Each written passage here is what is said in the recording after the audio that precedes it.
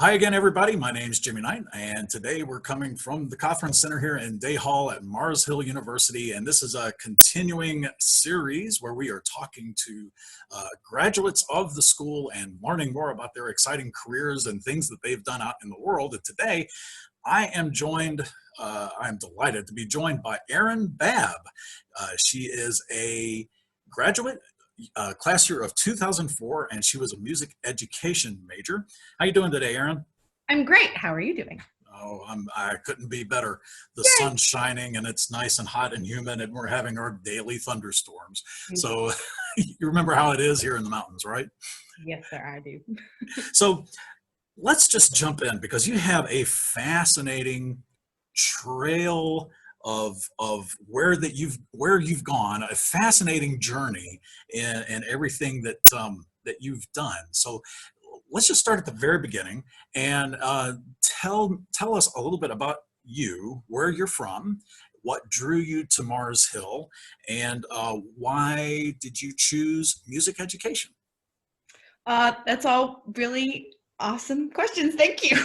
I I'm from Asheville, North Carolina. I'm a local-ish. My uncle Tim Babb, Dr. Tim Babb, graduated from Mars Hill. I I took voice lessons from Dr. Julie Fortney when I was in middle school, so I had that connection as well. I went to school at T.C. Robertson and Elisa Baker, graduated from Mars Hill, so it was my only choice of school. And from like middle school, I knew I wanted to be a music teacher, so it's really not that exciting. So I was like, all right, let's just go for it. And that's my quick story. And I was drawn to Mars Hill because all my angles were Mars Hill, and I loved my time there, and I'm grateful for it immensely. Oh, well, awesome.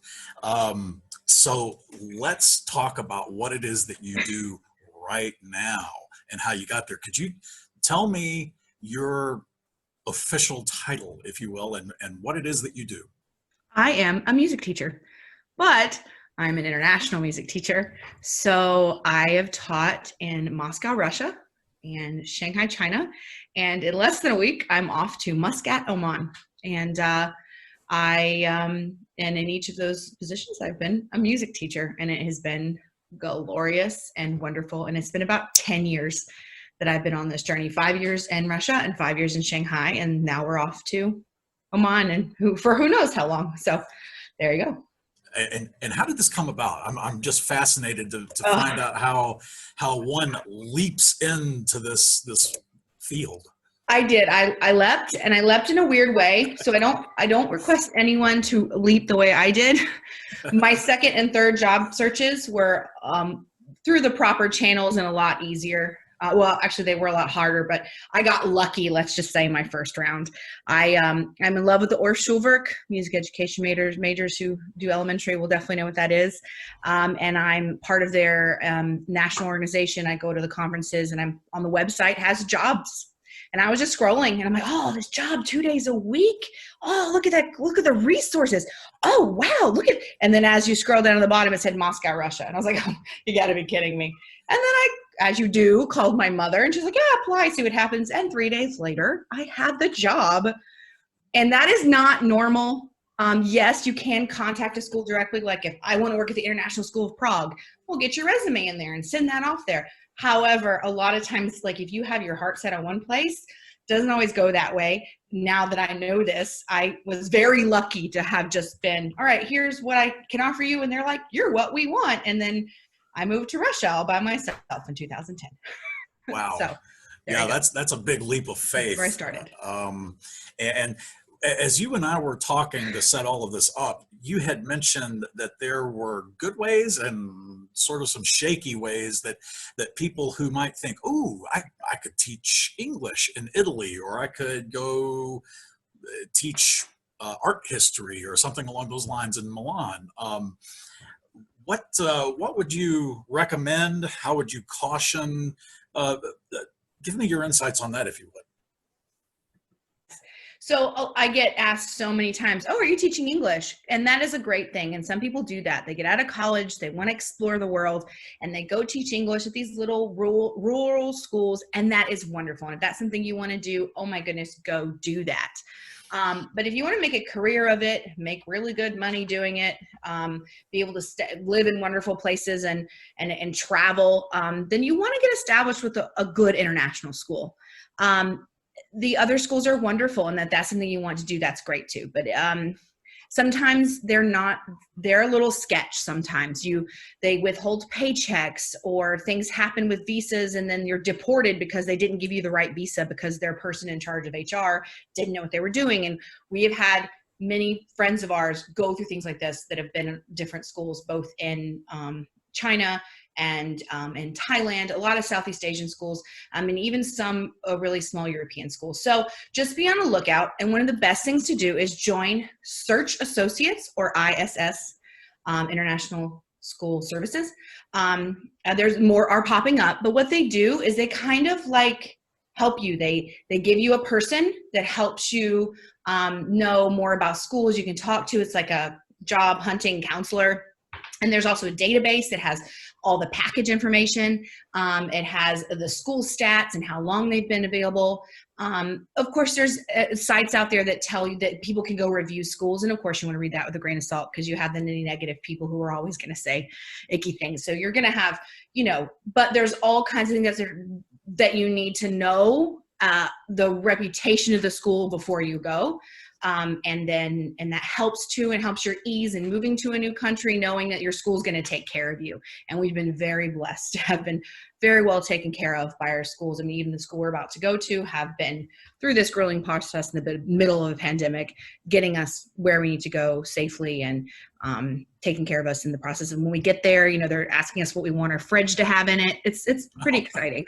Yeah. That's pretty nice. Yeah. Yes. Yeah. So you mentioned something about the initial interview process being a little bit of a slam dunk. Tell us a little bit about that in terms of, did they call you on the phone? What was that process like? That was 10 years ago. And yes, they called me on the phone, but that's kind of unheard of now. A video call is what you're going to do, or going to a job fair. And through Search Associates or ISS, or now there's more coming up, you get together in a hotel or a convention center, and you take 4 days of your life and you interview. Like, you go to this, we call it the cattle call, and all the schools are up around, and you hand your resume out and you're like, hey, you want me? And then they're like, yeah or no. And then you go through the interview process. And so I did that, my second job hunt, to go to Shanghai, and I did it with my then husband, because I met my husband, who's from Wyoming, in Moscow. And we, and we Very interviewed, nice. yeah. But the thing about that, y'all, is we interviewed together, like on the edge of a bed in a hotel room. It was very weird. Well, I say in a hotel room. We had 14 interviews in 3 days, and it was grueling. And so what my little emailing a school, getting an interview in 3 days, was lucky. So luck is out there, and I pray that luck is for everyone who wants to do this. But a job, as my husband started through job fairs, that's how he got his Moscow job. Most of my friends do job fairs, or at least through the sites, the Search Associates, yes, or ISS, or something like that helps you know all the info about schools. And then the schools can see your profiles and they contact you. And this job hunt, hit the computer. This job hunt was different because I had the husband. We also had our baby. So I had my mother fly to London at the job fair, and she watched the baby while we ran our interviews. But it was really great, because we had different kind of questions, because now we had a kid in tow and all that stuff. But nice. But yeah, so it's like, I did this single, I did this married, no baby, and then I did this with baby. So anyone out there who wants this job and you have kids and don't think you can do it, oh my gosh, this is a great way to bring up children, I think. Yes, there's roots and stuff, but seeing the world, experiencing cultures, experiencing a life outside of what you're used to is hard and scary and awesome. So.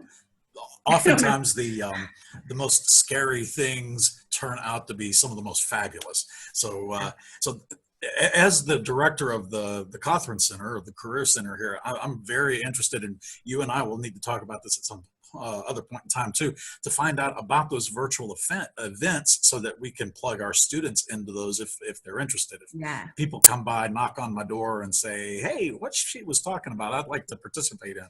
So that would be very cool for us to circle back and do that. So now let's jump into my favorite part of all of these interviews.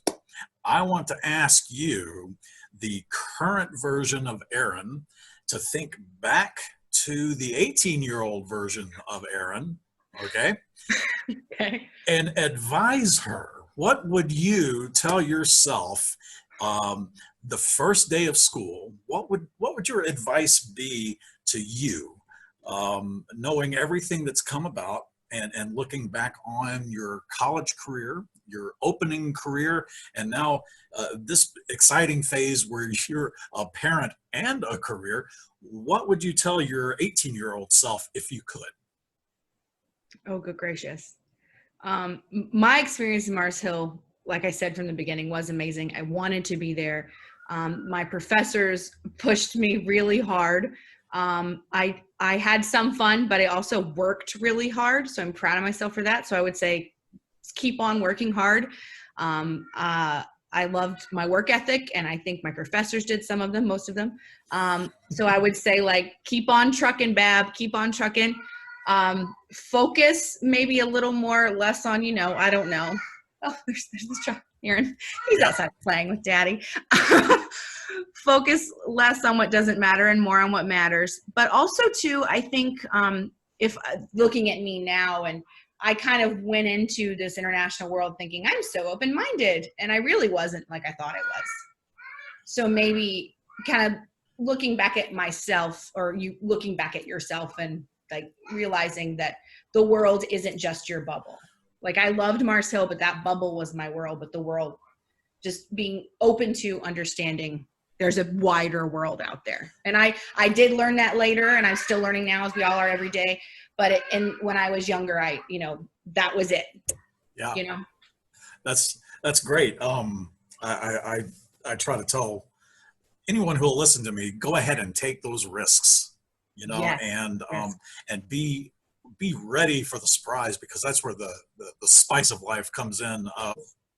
Erin, thanks for your time and everything else like that today. We really appreciate it. And was there any other last words that you might want to offer?